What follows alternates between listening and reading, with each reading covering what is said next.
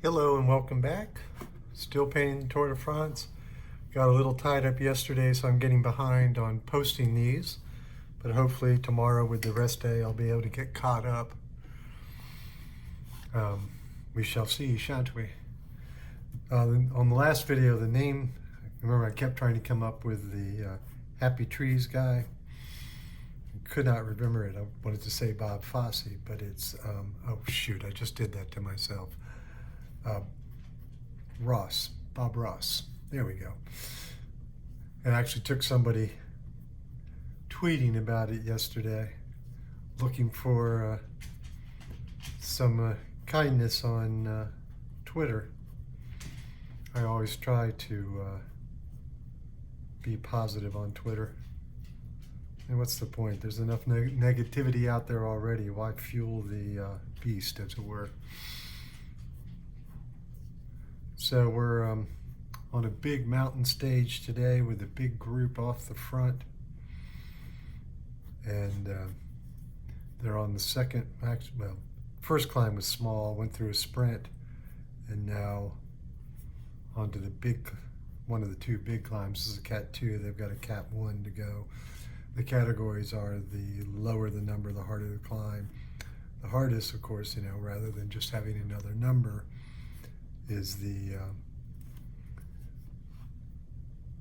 outside category, or in French, the haute catégorie. So you'll see if you look at the maps, you'll see the label HC, which of course stands for haute catégorie. So one of the things I always pay attention to is which teams I'm painting, although I'm more concerned about telling the story of the racing. But I always like it when I make sure I get at least one painting of every team. Of course, normally there's enough, going on that I don't really have to make a concerted effort. It's just the story of the racing. Makes that happen. So this is an opportunity to add to that list of teams I've already painted. This is AG2R. Bob Youngles is off the front of the break, taking a peek back around to see if anybody's coming with him. Is he making a move to go up the road, and is trying to see if he's taking anybody with him. Or what appears to be more the case is he's looking back to see what damage he's done. And the answer is quite a bit. Now, there will be a number of cyclists in this painting once I get it completed. What is sort of entertaining is Wout van Aert, who I'm just doing his shoulder right now, the green jersey, which is the spinner's jersey. And he had jumped across to this breakaway group to get maximum points at the sprint point, which he succeeded at. But it's a little unusual to see the sprinter's jersey up in the front of the race. But that's the way Sagan used to always win it. Not only could he out-sprint people like Wout has, he's taken 2 stage wins already, but you've got to go on the mountain ones and grab the points that are available. Wout's taking it to another extreme and staying in the break and staying on the climbs.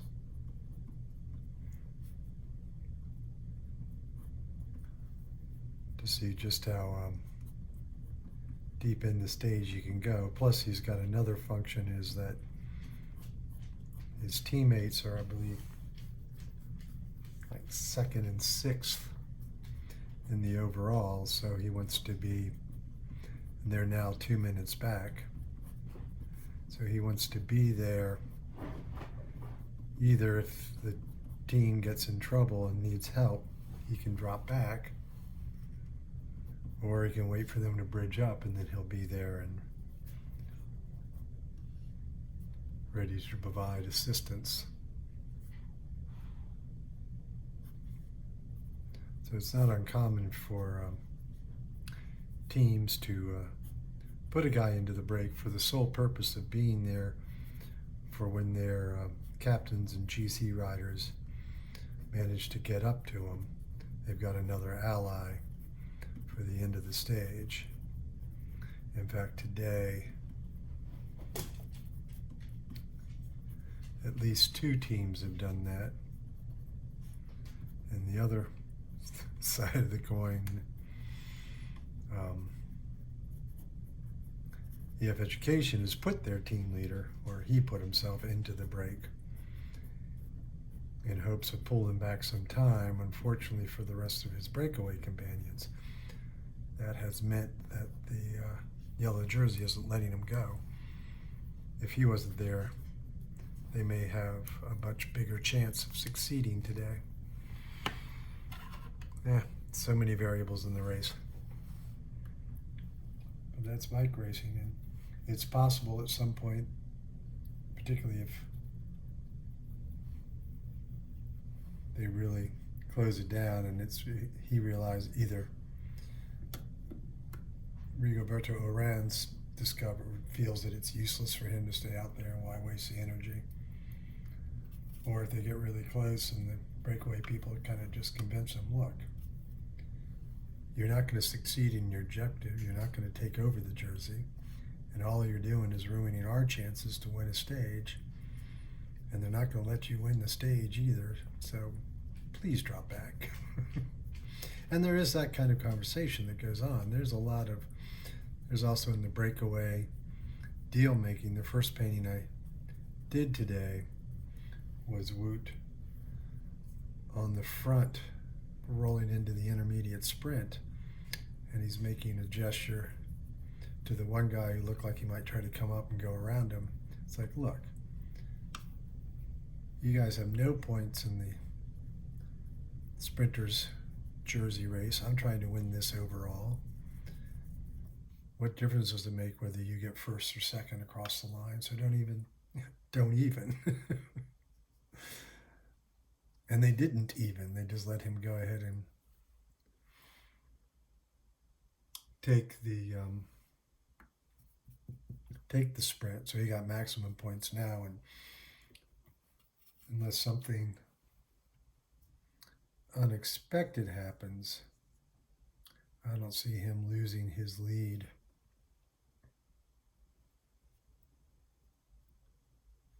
In the race for the King of the Mountains. Not King of the Mountains, Spinner's jersey. I don't see how it could happen. But that being said, you have to keep racing because, of course, we're still in the age of COVID. As much as many, if not all of us, would like to pretend it isn't the case, COVID is still running rampant. And it's also now starting to hit the tour. There have now been 5 riders testing positive, as well as several team race personnel, testing positive and having to leave the tour. So, I wouldn't wish it on anybody, but anybody in this race could get sent home at any time, and so you need to keep racing because there's a chance the guy ahead of you on GC or in the mountains or in the spinner's jersey or any of those could suddenly be out of the tour. And if that happens, of course, obviously, the guy in second place becomes the guy in first place. Duh. So, you have to always stay on form. You can't let it go. Speaking of letting it go, there was a suspicion that the Tajay would let the yellow jersey go, and probably anybody but Tajay would. But he is such one very talented racer and a young racer. He's he doesn't race that way.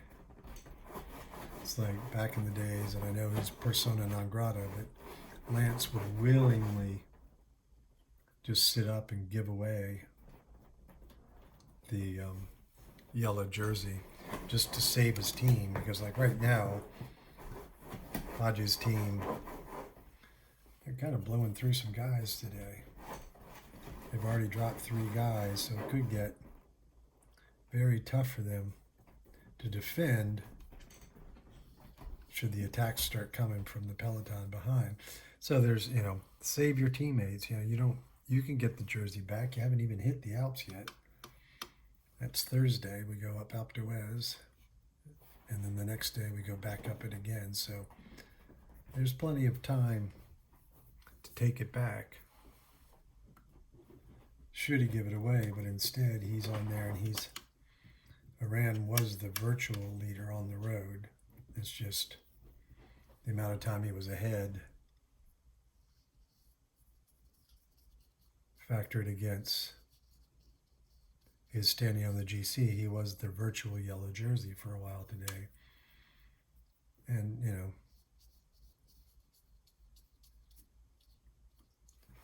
in many cases, other guys in yellow would have let him go and like, yeah, go ahead, take it. Then you guys have to work and you have to defend, and my guys can rest for a bit. But like I say, that's just not Tajay style. So I'm working on the piece, and again, talking about composition, so we've got this long string, but we need to anchor that long string of riders back. Otherwise, like if he was looking forward, it would just run off the page and it wouldn't be held in place. So I picked this moment in the video for several reasons. One, of course, it's, telling the story of, racing up the mountain. It's the opportunity to paint a team that I haven't painted yet. But it's also, this particular moment is partly because Bob Jungels is looking back over his shoulder, and so that redirects your eye, the viewer's eye, back into the painting. So, everything's moving forward, and then we're going to stop it and send it back again. Something I really first noticed in paintings. Toulouse-Lautrec was really, really good at that. So I recommend, with that in mind, going back and looking at some of his paintings, and with that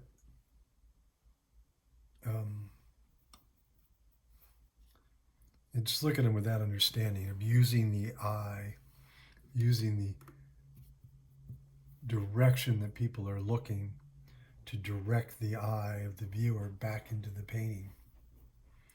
So before I go to those trees, I'm going to go ahead and hit these blacks.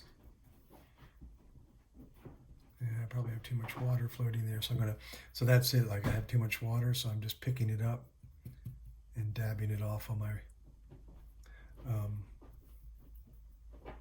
paper towel to soak up some of that water, and now I can get more pigment mixed. It's actually one of the few pigment areas you can see. So again, it's that purple and green to give a good black. Yeah, I think that's going to work. So I'm going to start with these black shorts here.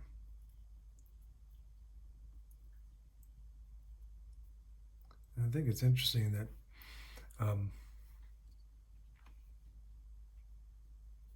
Wout van Aert has been wearing, pure green, like green shorts and all.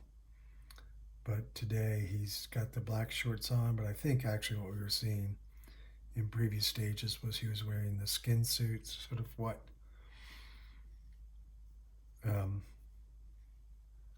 riders will wear.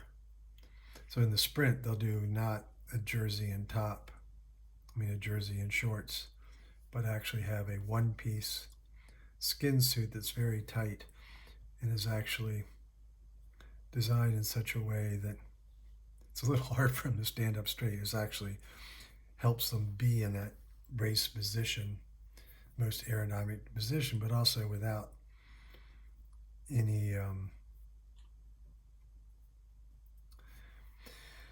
folds and creases in the clothes. It's less likely you're going to catch air, and it's all about those what they call marginal gains. It's all about these small aerodynamic advantages that can be the difference between, particularly in a sprint, between your max speed or your competitor's max speed and yours. So many will go, okay, this is going to be a stage that's going to come down to a sprint, and therefore I'm going to wear my skin suit, which is very similar to what they'll wear in the time trial as well. But today he's wearing just the regular kit of bib shorts and shirt, jersey, whatever you want to call it. So now I'm just getting these pine boughs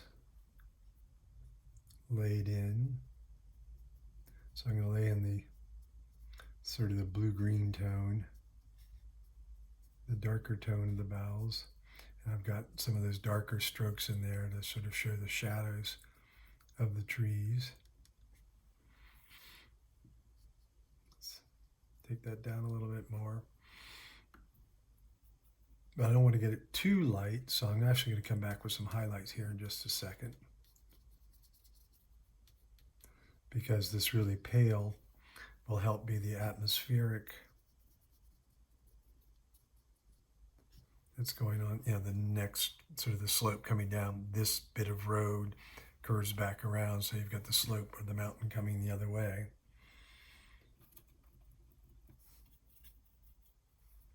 So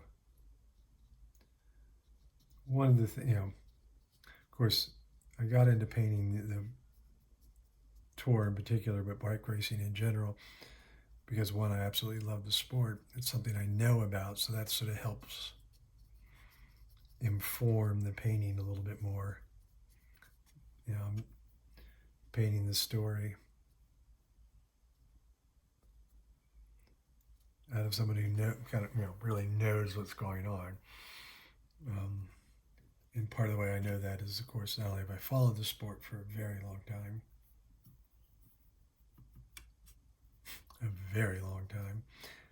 I've also raced at the amateur level, and I raced in the States, and particularly when I was racing back in the 70s, not too many people in the U.S. knew much about bike racing, and there wasn't much opportunity to consider a professional career. Not that I was ever good enough to consider a professional career. Don't let me blow smoke up, you guys. But I do know what it's like to be in a breakaway. I know what it's like to be trying to survive on a big climb, because that was me. I'm still not a great climber. I'm a little big for that discipline. So this is just about done. I realize now that I didn't title it. I usually do that before I start painting. So before I lay in the roadway, I want to get it down. So we'll call it Checking the Damage. Probably not the first time I've used that title. That scribble is also known as my signature. My signature is so illegible that I put it as a... Actually, I want to do something here while I have that out from under the thumbtack. So now that ink's dried a little bit, I can start laying in the road. I want to add a little bit of blue to that green tone I'm already working with, and just because it's little green, throw just a touch of the purple in. to be too dark, so stronger water mix. More water, less pigment. More water, less pigment gives you, as they say, the word pastel. But so here, think about it this way. If you want a lighter color, you want to take your color and make it lighter. If you're doing opaque painting, you would mix white. So loosely speaking, when watercolors, you're adding white is adding water. So water is your white. That and paper. So the paper, so these areas are the white paper is also the white jersey. And then allowing more paper to show through makes a paler color. So water/paper is your friend and is your value maker. More pigment, less water makes things darker, makes things, so that's your sort of black and white of watercolor painting. So that all being said, please be sure to give the painting a thumbs up or a thumbs down. I'm not going to tell you what to think of it.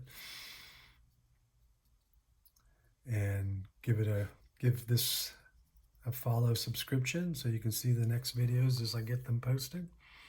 Be sure to check out all of my cycling art at theartofcycling.blogspot.com, and all of my art, including the cycling art, but everything I do, at gregleach.com, and I'll add those into the description as well. Realizing we've got a white thing here that probably should be his shorts. So mix a little bit more of that brown tone. But thank you so much for watching, for taking the time to look, and I hope you've enjoyed it, and I hope it taught you a little something about the race and watercolors. See you again tomorrow. Well, actually, not tomorrow. It's a rest day, so see you the day after.